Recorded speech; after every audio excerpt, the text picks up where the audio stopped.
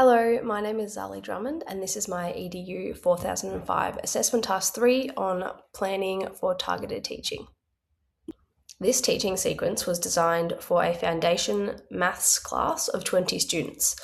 The class is highly diverse and includes students with a range of learning strengths and support needs, such as dyscalculia, ADHD, ASD Level 1, executive functioning difficulties, anxiety, auditory processing, and speed challenges. The class also includes gifted learners, students who speak English as an additional language, and Aboriginal and Torres Strait Islander students. The diversity highlights the importance of inclusive and responsive teaching practices to address the varied needs in the classroom. The learning sequence was designed using Universal Design for Learning principles. According to CAST 2004, UDL encourages teachers to provide multiple means of engagement, representation, and action and expression so that all students can access learning in ways that suit their strengths and needs. The construct I'm teaching is early number sense, which focuses on students developing an understanding of the relationship between numerals, quantities, and counting.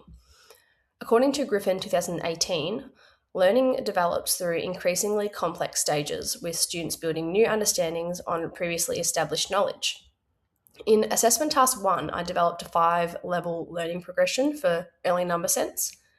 Students begin by reciting number words, then progressing to counting objects, although they may initially skip, repeat, or lose track. They then develop one-to-one correspondence when counting small collections, before accurately counting collections and identifying the total quantity. The most advanced stages involve comparing two quantities and determining which collection has more or less. This progression aligns directly with the Victorian curriculum version 2.0 for Foundation Maths. In particular, the content descriptor VC2MFN01 requires students to name, represent, and order numbers to at least 20. While VC2MFN03 requires students to quantify and compare collections using counting strategies and explain their reasoning.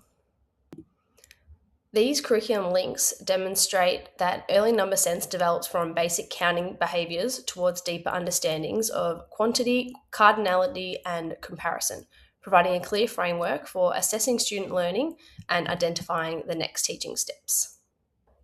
To identify what students were ready to learn, I analysed assessment data using a Gutman chart. As Griffin 2018 explains, assessment data should be used to identify a student's current level of understanding and their next learning step.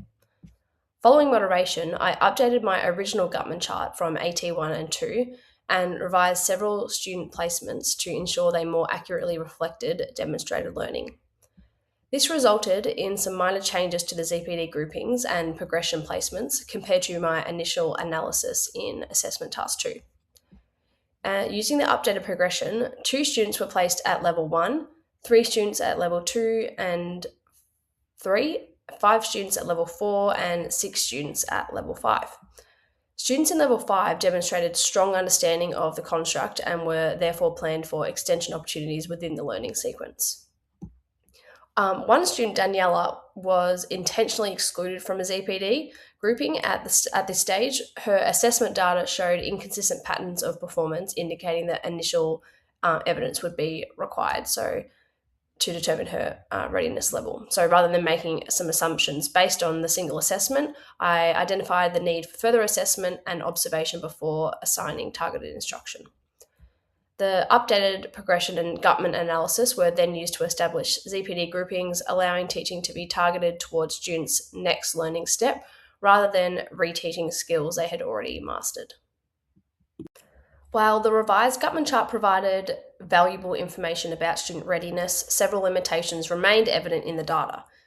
Following moderation and revision of the chart, question 6.3 displayed a notable confetti pattern, suggesting that factors such as question design, accessibility, processing demands, or assessment conditions may have influenced student responses rather than accurately reflecting understanding. This finding also highlighted that some conclusions drawn in Assessment Task 1 and 2 required refinement.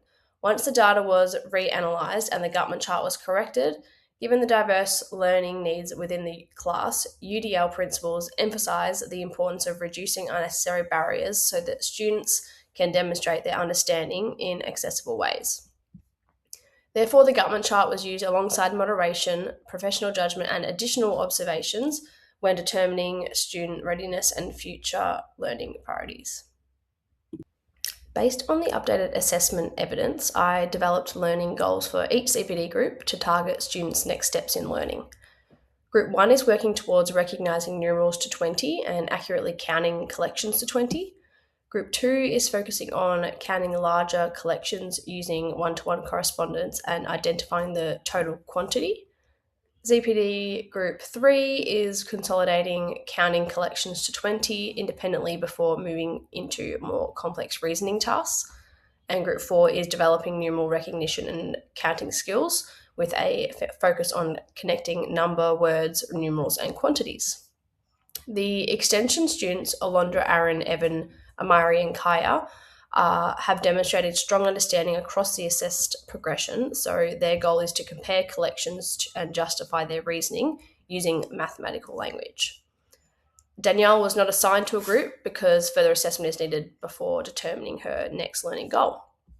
And as Griffin 2018 suggests, assessment evidence should be used to identify students' next learning steps, while Vygotsky's concept of the zone of proximal development supports providing appropriately challenging learning opportunities for each group. To support students in achieving these goals, I also incorporated universal design for learning principles. According to CAST 2024, UDL promotes multiple means of representation, engagement, and action and expression. For example, students use visual supports and manipulatives to access mathematical concepts, participated in hands-on activities to maintain engagement, and demonstrated their understanding through practical tasks, discussion, and mathematical explanations. Stage 1 outlines the intended learning outcomes for each ZPD group and demonstrates how teaching was targeted to students' current level of readiness. Following further analysis of the updated Gutman chart, I revised the learning goals to better align with the students' zones of proximal development. As Vygotsky 1978 explains, learning is most effective when teaching targets the space between what students can do independently and what they can achieve with support. Students in the earlier stages of the progression focused on recognising numerals, counting collections, and matching quantities, while students in the higher groups focused on comparing collections, explaining their reasoning, and applying mathematical thinking in more complex situations. These goals were developed from assessment evidence and aligned with the progression of early number sense described by Griffin 2018. Stage 2 identifies how students would demonstrate their learning and how evidence would be collected. Assessment tasks were differentiated for each ZPD group so that students could demonstrate understanding at an appropriate level of challenge. For example, students in ZPD Group 1 completed teacher-supported counting tasks using concrete materials, while students in the higher groups engaged in comparison and reasoning tasks that required mathematical explanations. The extension group completed open-ended problem-solving investigations that encouraged students to apply their number knowledge in unfamiliar contexts. Consistent with Griffin's 2018 assessment for learning approach, multiple sources of evidence were collected, including work samples, observations, conferencing, exit tickets, and ongoing formative assessment. Danielle was intentionally excluded from a ZPD group as this stage was additional assessment evidence was required before making valid instructional decisions. Stage 3 demonstrates how the learning goals were translated into differentiated teaching experiences. So across the 3 lessons, students engaged in learning experiences that matched their readiness levels. Students in the lower groups worked with numeral cards, counters, tens frames, and explicit teacher support, while students in higher groups participated in increasingly independent comparison and reasoning tasks. The extension group completed open-ended investigations that required students to justify their thinking and apply mathematical knowledge in new contexts. The learning plan was designed using universal design of learning principles. According to CAST 2024, effective learning environments provide multiple means of representation, engagement, and action and expression.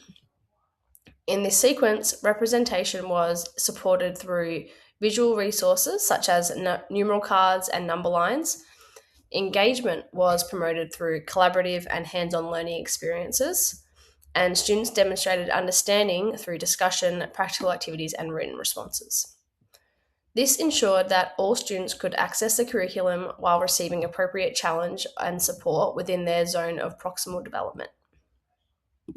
To track learner progress, I used assessment strategies that were directly aligned with the construct of early number sense and the indicators within my rubric.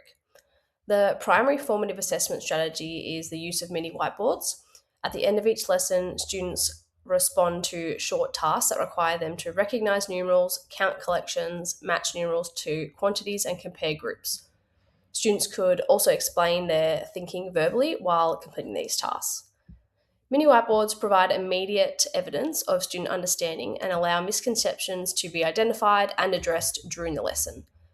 As Black and William 1998 explain, formative assessment is most effective when evidence of learning is used to inform ongoing teaching decisions. To measure overall growth, students completed a summative assessment aligned with the revised rubric and learning progression. Results are then compared with the pre-assessment data to determine progress and identify next learning steps. Following the revision of my Gutman chart and the ZPD groupings, the assessment progression and learning goals were more closely aligned, helping to reduce assessment noise and improve the credibility of instructional decisions. Griffin 2018 argues that assessment should provide evidence of both where students are currently positioned and what they are ready to learn next, which guided the assessment decisions made throughout this sequence. And that concludes my presentation. Here are my references, and thank you for listening.